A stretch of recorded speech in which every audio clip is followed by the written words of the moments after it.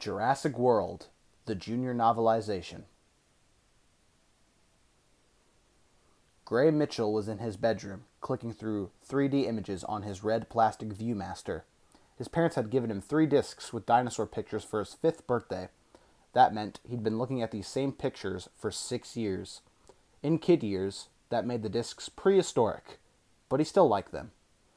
He also liked his model of 2 dinosaurs fighting on a volcanic island, and his dinosaur posters, and his books about dinosaurs. In fact, Gray liked anything to do with dinosaurs.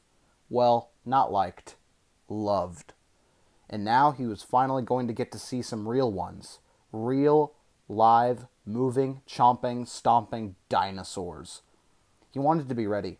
He wanted to remember everything he knew about dinosaurs when he finally got to meet them face to face.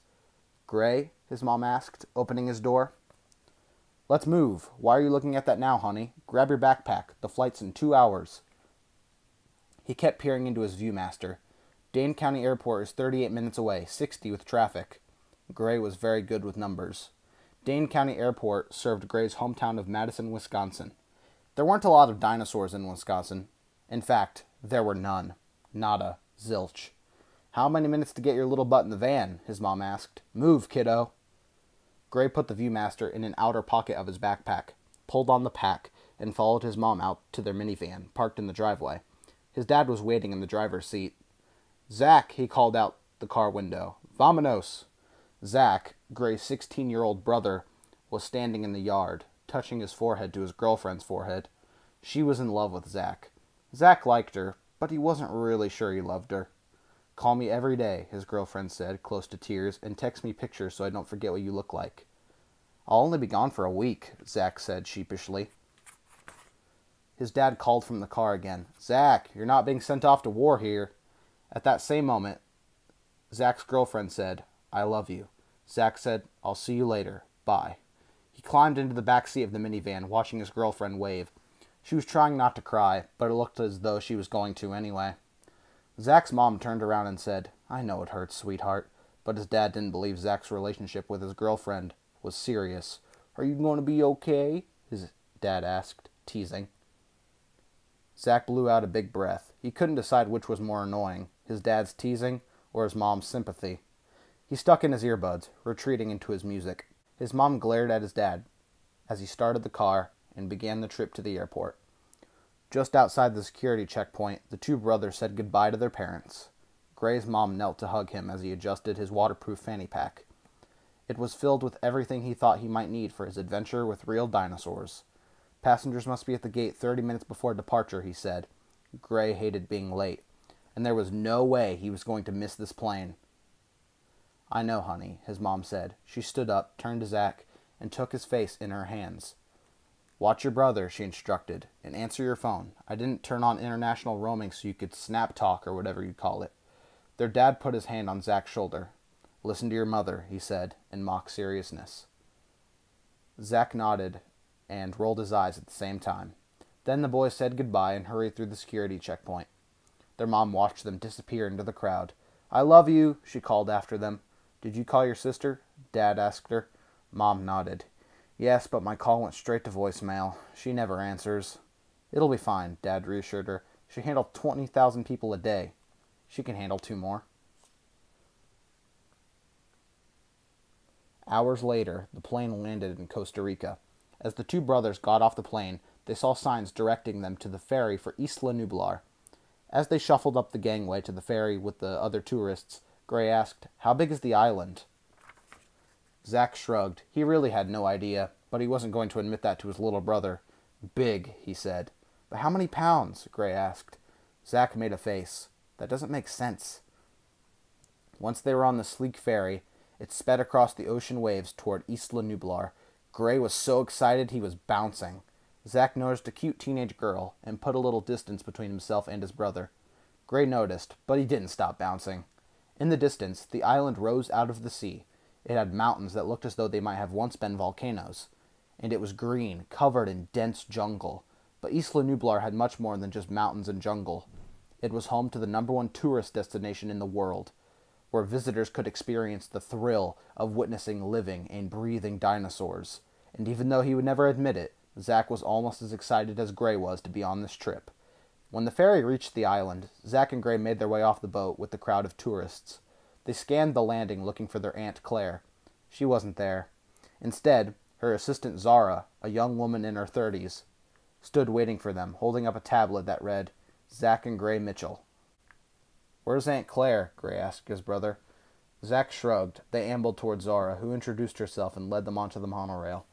Gray made his way up the aisle, gently squeezing between people to reach the front. The front of the monorail was glass, so whoever stood there saw everything first. Gray reached the front window and pressed his hands to the glass, and watched as the monorail swooshed along on its elevated rails, pushing through dense jungle foliage on either side. And then he saw it. A huge gate with burning torches loomed in front of them.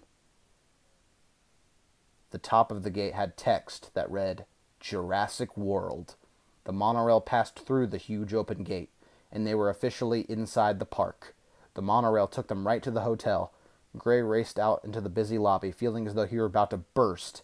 Zack followed behind his brother with Zara, who pulled both of their rolling bags. Zara spoke in her crisp British accent, which I will not be doing. "Your aunt arranged to meet you at 1 o'clock. Could your brother slow down?"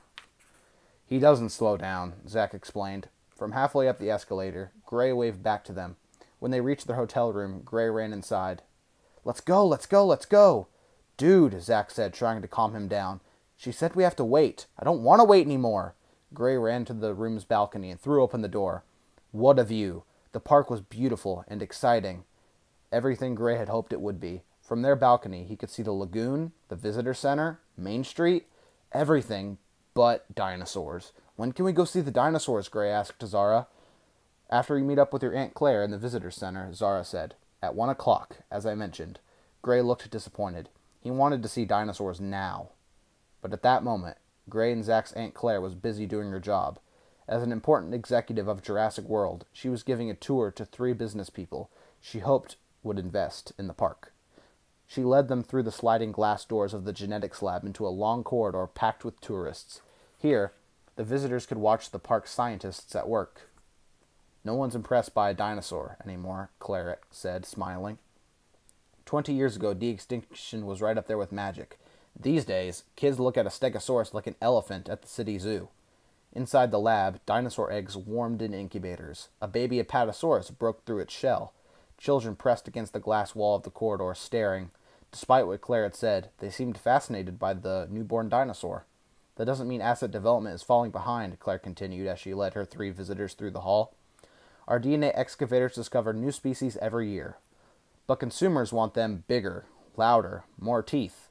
She led the trio into the genetics lab. The scientists were drilling into amber to extract ancient DNA, injecting fertilized eggs, and loading stacks of frozen embryos into freezers. "The good news is," she said, "is that our advances in gene splicing have opened up a whole new frontier. We've learned more from genetics in the past decade than a century of digging up bones." Stopping before a 3D display of a DNA strand, she asked the business people, "When you say you want to sponsor a new attraction, what do you have in mind?" One man smiled. "We want to be thrilled." Claire smiled back. "Don't we all?" She swiped the touchscreen glass of the display case, and the DNA strand spun. "We think you will all be more than thrilled by our first genetically modified hybrid, Indominus Rex, a new species of dinosaur built from scratch. And not just built," a nearby voice said, "designed." The group turned and saw Dr. Henry Wu, the genetic scientist who worked for Jurassic World and Jurassic Park before it. He had been there from the beginning. "She'll be 50 feet long when fully grown," Dr. Wu continued, "bigger than the T-Rex." The 3 potential corporate sponsors looked intrigued, but not entirely sold. Claire said, "Every time we've unveiled a new asset, attendance at the park has spiked. We've gotten global news coverage, celebrity visitors, eyes of the world." She knew that was the sort of thing corporate sponsors loved to hear. "When will she be ready?" the woman in the group asked. "Like a predator sensing an easy kill," Claire smiled. "She already is." And that was the first part of my reading of the official junior novelization for Jurassic World. If you would like to see more videos like this, then please subscribe. I have some videos coming out in the near future where I'll continue reading through this book. And for now, please subscribe, and I will see you all in the next video. Bye-bye.